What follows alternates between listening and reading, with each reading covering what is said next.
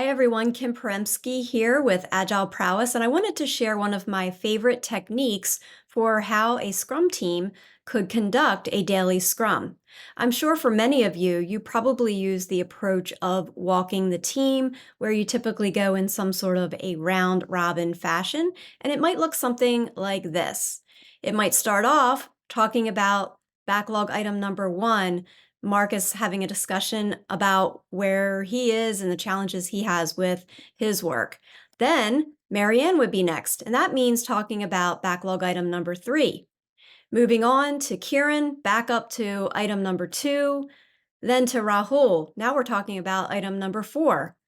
Moving back to item number one with Suzanne, and then finally wrapping things up talking about item number two again with Fernando. And this can create a lot of disjointedness. Let's do a quick recap here, right? We started off talking about number one, jumped to number three, back up to number two, then to number four, back to number one, and finally wrapped up with item number two again. It's very disjointed.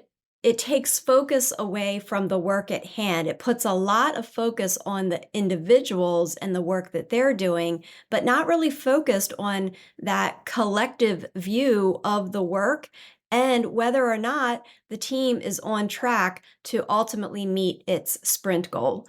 So one technique that I like to recommend teams to try is what I call walking the board. And you are quite literally focused on the backlog and using that to drive the conversations, not jumping around from team member to team member. So what would that look like? Well, we would start off talking about item number one.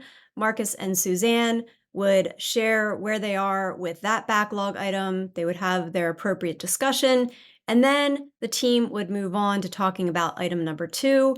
Fernando and Kieran would discuss the work that they're achieving, where they are with the sprint, achieving that towards the sprint goal, jumping down to item number three with Marianne, and then finally wrapping up with item number four and Rahul.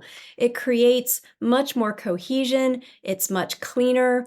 You don't lose the big picture because you can actually see and hear everything that the team members are talking about for each of those individual items. So I would encourage you to try this technique of walking the board with your teams the next time you have your daily Scrum. I'm interested to hear if it works for you. As always, please share your feedback with me and have a great day. Take care.